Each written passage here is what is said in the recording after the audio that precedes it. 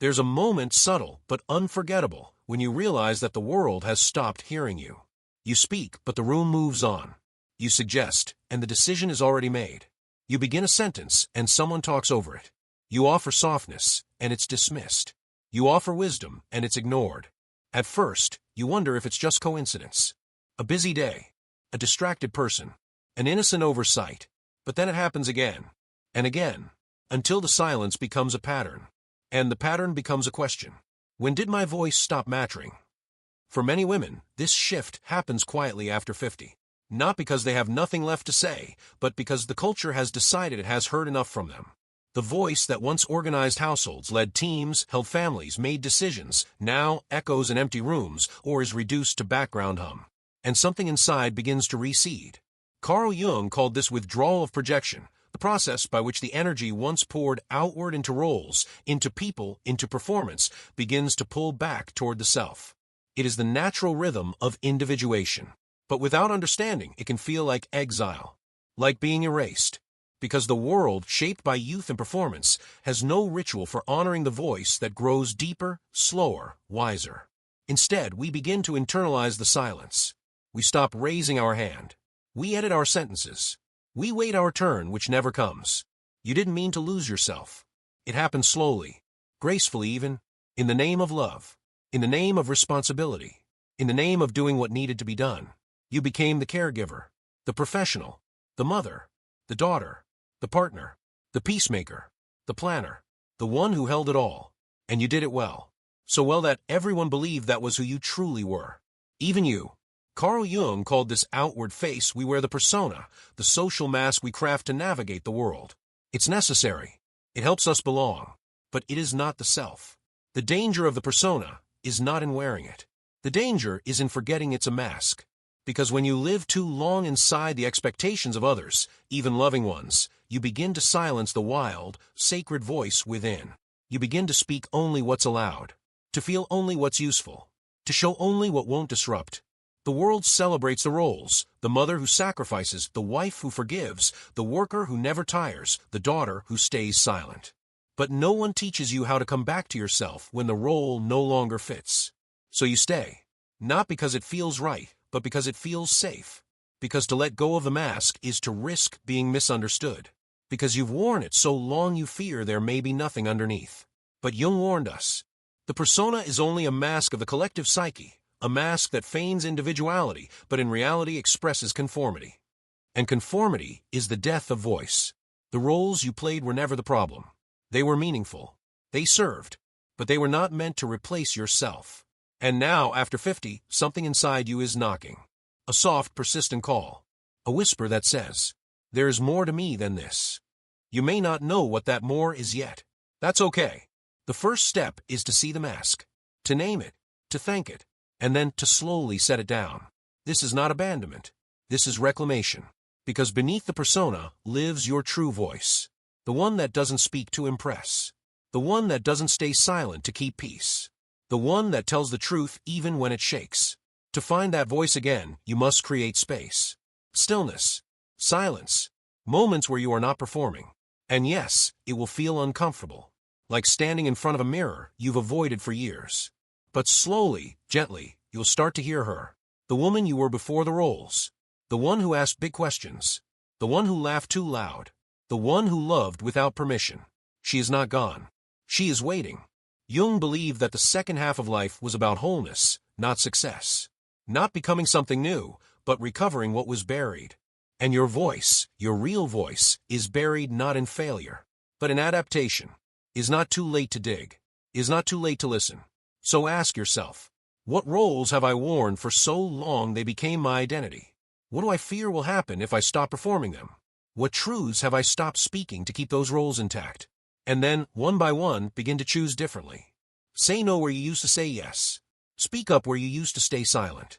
Rest where you used to run. Tell the truth where you used to polish it. This is how the voice returns. Not as rebellion, but as remembrance. You are not here to abandon your life. You are here to inhabit it, not as a role, but as a self. And that is enough. Before you were a woman who carried others, you were a girl who carried dreams. You sang without apology. You cried without shame. You asked questions that made others uncomfortable. You noticed things others missed, the way light touched a windowsill, the silence between words, the sorrow in your mother's eyes. You were sensitive, deep, curious. You had a voice, not yet edited, not yet polished, not yet afraid. And slowly, bit by bit, that voice was quieted. Not with cruelty, but with correction. Don't be so dramatic. That's not how good girls act. You're too sensitive. You think too much. Don't say that. It's not nice. And so, the girl who once danced barefoot in the truth learned to tiptoe. She became polite. She became pleasing. She became quiet. Carl Jung taught that each of us carries within us an inner child, the pure or puella, the eternal youth, the keeper of wonder and authenticity. This inner girl does not age, but she can go silent. And when she does, our voice, the one rooted in soul, begins to fade, because she was the first to speak it. She was the one who knew what you needed before language. She was the one who could scream and sob and laugh and sing without permission. To grow up, you had to tame her. To be accepted, you had to hide her. To survive, you had to silence her. But she never left. She lives inside you still, watching, waiting, wounded. And now, in this season of your life, she is stirring. Not to disrupt, not to regress, but to return you to the wholeness that got left behind. Jung believed that healing involves a reunion with the child, not to become childish, but to become real again. Because the voice of the girl you were holds clues to the woman you've always been. She remembers what you loved before you were told what was valuable, what you feared before you were taught to be numb, what you dreamed before you were trained to be realistic. Reconnecting with her is not sentimental. It is essential, is the way back to truth, but it will take gentleness. She will not come out for judgment. She will not speak to criticism. She has been quiet for so long, she only trusts love. So you listen, you sit, you ask, what did you love that I've forgotten? What did you need that I ignored? What have I stopped feeling to make others comfortable? You may find her in unexpected places, in music you haven't played in years, in a color you stopped wearing, in a poem that makes you weep, in a scent that takes you back. She doesn't speak in logic. She speaks in memory. And when you let her speak, you begin to recover something profound. A voice that is not strategic, not safe, not sanitized, but sacred. The silencing of the inner girl was never your fault. It was a survival. But now, survival is no longer the only goal. Now you get to live. And to live fully, you need her. Not as a child, but as a compass. She will remind you of what feels alive, of what feels false, of what feels like home. Let her guide you. Let her color your words. Let her sing again through your voice. Jung said that individuation requires embracing the parts of us we've rejected, especially those that carry life. And no part of you carries more life than the girl who once believed her voice mattered. She was right. It does. And now you are ready to speak again. Not because it is safe, but because it is true. And that is enough. There is a voice within you that you've tried to bury. The one that trembles with rage. The one that wanted to scream, but was told to smile. The one that asked for more and was called selfish. The one that said no and paid a price. Carl Jung called this buried part of us the shadow, the aspect of the psyche that holds what we've been taught to reject. But the shadow is not evil, is simply unaccepted. And among its many buried treasures is your voice, raw, unfiltered, unapologetic. This voice didn't disappear. It went underground. And now it's rising. You feel it in your body before your mouth. A tightness in the throat. A burning in the chest. A sense of, I can't keep doing this. You've done the work. You've been kind. You've been generous. You've been silent. And now something wild is stirring. This is not a regression. This is the return. Because what you buried to be loved is what you need to reclaim to be whole. The shadow voice doesn't sound like the one you rehearsed. It doesn't ask, is this okay? It doesn't soften the blow. It says, I'm tired. I'm angry. I've had enough. I want more. This isn't working. And when it speaks, the world may flinch, because it was never taught how to handle your truth. It learned to love your compliance, not your clarity. But Jung reminds us, until you make the unconscious conscious, it will direct your life, and you will call it fate. This voice you buried will speak anyway, through your body, your resentment, your withdrawal, your anxiety. It's not a threat. It's a message. And now is the time to listen. Not to indulge, not to blame, but to integrate, because the shadow voice is not here to destroy. It is here to protect. It guards the parts of you that got pushed aside. The woman who knew she deserved more. The girl who hated being touched when she didn't want to. The worker who was overlooked. The lover who faked it. The soul who was never fully asked, "What do you want?" To hear this voice again is to risk being called difficult, unkind, moody, unreasonable. But you are not here to be palatable. You are here to be whole. Wholeness requires fire. And this voice carries flame. So sit with her. Let her speak. Not on stage, but in the quiet honesty of your journal. In your conversations with the mirror. In the whispered truths you admit at 2 a.m. Let her say everything you've edited. Let her bring back the pieces of you thought were too much. And then speak. Not to hurt, but to heal. Say no. Say yes. Say stop. Say more. Say less. Say truth. This is the sacred return of your full voice. Not just the voice that comforts, but the one that corrects. Not just the voice that soothes, but the one that sets boundaries. Jung taught that the shadow, once integrated, becomes power. Not dominance, but presence. And when your voice includes every part of you, the light and the dark, it becomes magnetic. It becomes undeniable. You no longer ask for space. You take it. You no longer hope to be heard. You speak. And when you do, the world shifts. Not because you shouted, but because you stop pretending. So ask yourself, what have I been afraid to say? What part of my truth have I dressed in politeness?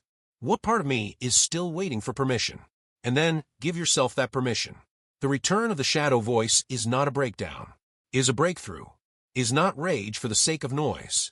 It is sacred anger, the kind that protects, awakens, renews. You are not losing control. You are reclaiming your voice. Not the one they taught you, the one you buried. And that is enough. Something changes when you stop speaking to be liked and start speaking to be true. Your voice softens not because it shrinks, but because it no longer begs. It steadies not because it controls, but because it trusts.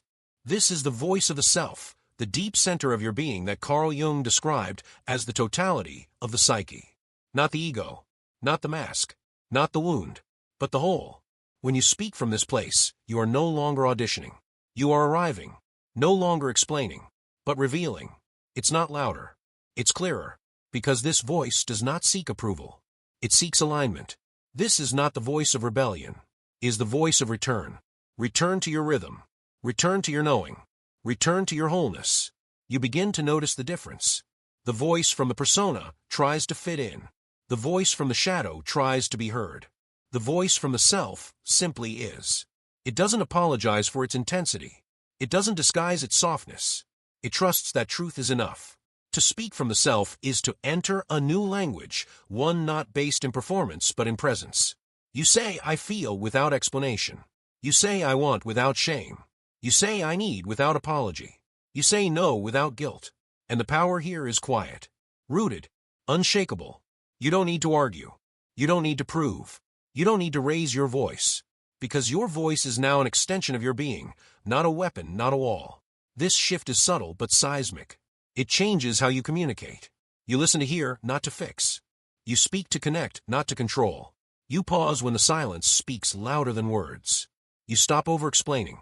You stop shrinking. You stop doubting the tremble in your truth. And what rises is language that nourishes. That doesn't work for me. I'm not available for that energy. This is what feels true right now. I need space. I am open but not unguarded. Jung taught that when we live from the self, we step into the sacred balance of opposites. Masculine and feminine, light and shadow, strength and softness. This balance becomes your new voice. It does not ask, will they understand?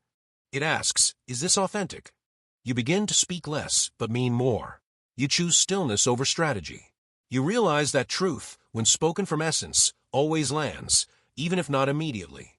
This voice doesn't chase outcomes. It trusts resonance. You become magnetic not by being agreeable, but by being aligned. And yes, some will not like it. They will miss the older version of you, the one who filtered every word, who softened every edge, who filled every silence with apology. But others, the right ones, will feel something sacred in your tone. They will recognize you, not for how well you play a part, but for how deeply you inhabit yourself. This is your new language of power. It is not dominance. It is integrity. It is not aggression. It is presence. It is not perfection. It is permission. Permission to speak as you are. Permission to pause when you need. Permission to express without defense. Because when you speak from the self, you are no longer asking to exist. You are being. And that is enough. There is a sound inside you, older than your name. It began before words. It existed in breath, in heartbeat, in the soft murmur of your first cries. It is the sound of your being. And for too long, it was silenced. Not by cruelty, but by survival. Not all at once, but piece by piece. A hush here. A nod there. A role accepted. A truth abandoned. But now you are remembering. Carl Jung taught that wholeness is the goal of the soul. Not perfection. Not obedience. Not consistency. Wholeness. And to be whole, your voice must return. Not just the one that speaks, but the one that sings. The one that roars. The one that weeps. The one that whispers, "This is me." Is not about volume. Is about vibration. A voice aligned with yourself doesn't just speak, it resonates. It carries the weight of everything you've lived and everything you've reclaimed. You don't need to prove anymore. You don't need to convince. You don't need to negotiate your existence. Your voice is not a tool for acceptance. It is a signal of wholeness. And as it returns, so does your power. The power to speak without trembling. Set boundaries without guilt. Say yes and mean it. Say no and trust it. Sit in silence and know it's enough. This is sacred, because when a woman over 50 reclaims her voice, she reclaims her place in the world, not as an echo, but as a presence. She no longer waits to be invited. She no longer waits to be validated. She speaks. She stands. She stays. And something happens. Others begin to listen differently. Not because her voice got louder, but because it got truer. Because in a world full of noise, authenticity rings clear. You are not here to compete. You are not here to persuade. You are here to be. And in being, you become a mirror, a beacon, a reminder. That wisdom has a sound. That softness has a tone. That experience carries a frequency. Jung said the self is the totality of conscious and unconscious, the integrated whole. And when you speak from this place, every word is a thread in the fabric of your truth. You speak not to dominate, but to declare. Not to demand, but to dance. Because this voice, your sacred voice, is not for performance, is for presence. You can use it to bless, protect, guide, create, love. It is the voice that says, "I am here. I have seen. I have suffered. I have survived. I have softened. I am still becoming. And now I will speak." Let it be rough at first. Let it be strange. Let it crack and shake and stumble. Because all that matters is this, that you no longer silence it, that you give it breath, that you give it space, that you give it your name. This is your sound. This is your soul. This is your return. And now may your words be, not loud but rooted, not sharp but true, not many but enough. Because you, as you are now, are whole. And your voice, as it is now, is sacred.